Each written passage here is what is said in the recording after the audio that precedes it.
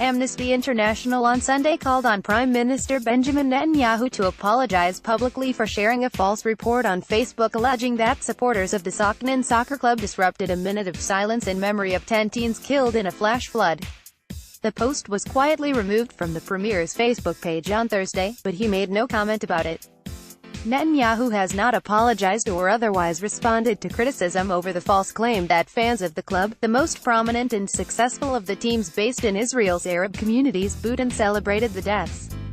Get the Times of Israel's daily edition by email and never miss our top stories. Free sign up. These baseless statements of yours are not unusual, the human rights organization wrote to the Prime Minister, and there is growing concern that sweeping statements against Arab citizens of the State of Israel gives legitimacy for public figures and ordinary citizens to join expressions of slander and incitement against citizens, in a state that aspires to be democratic and law-abiding. Illustrative. Bnei Soknan fans during a soccer game, February 10, 2013. Flash 90, Dil Neva, a spokesperson for Amnesty International Israel, demanded that Netanyahu apologize for his post. We call on Prime Minister Netanyahu to show leadership, apologize publicly for spreading false information, and for a public outcry against the media channel that provided the false information, he said.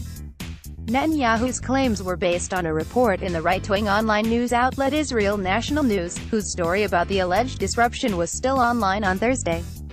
It is inconceivable that a week ago, the Prime Minister once again issued a serious allegation that blames and defames an entire community without checking the facts, said Neva. Not only does Netanyahu continue to behave irresponsibly, but he continues to behave like a thief in the night by obliterating the inciting post after 4 days, quietly, without any apology, expression of regret or taking responsibility. Attorney Itamar Ben-Gvir arrives for a court hearing in what came to be known as the hate wedding at the Jerusalem Magistrates Court on February 27, 2016.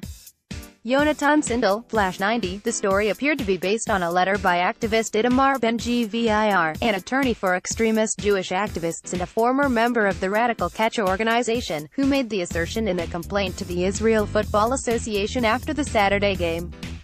The team itself slammed Netanyahu last Sunday for the post, with a spokesperson saying the Prime Minister was trampling on the bereaved family's feelings and trying to divide Israeli society. League officials, and members of the opposing team, Hapoel Ra'anana, all maintained that there was no disruption by fans of the Bnei Soknan club during the memorial at Soknan's home stadium.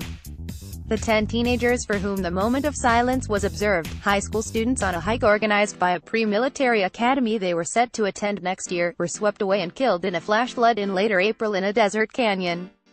In his post, which included a link to the Israel National News story, Netanyahu called the purported disruption an utter disgrace, adding, "I expect all public leaders, Jews and non-Jews, to forcefully condemn this embarrassing behavior." But a Hapoel Ra'anana player told Channel 10 that the minute of silence was observed by most, except for a few children in the top of the stands who apparently did not understand what was going on. The league later said that it too did not find any misbehavior during the short memorial event.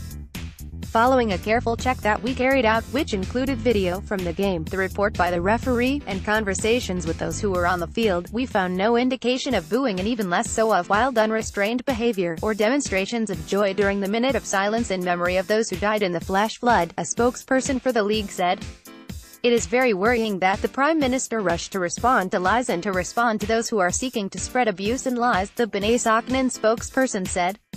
It is worrying that the noble Prime Minister decided to trample on the pain of the families of the flood victims, for the purpose of dividing Israeli society. It would have been appropriate for the Honorable Prime Minister to stand up for the truth before his hasty response to those who are undermining Israel, that is to say those who spread the false news, the team statement added. Ra'anana won the Saturday game against Soknan, 3-1. Stuart Weiner contributed to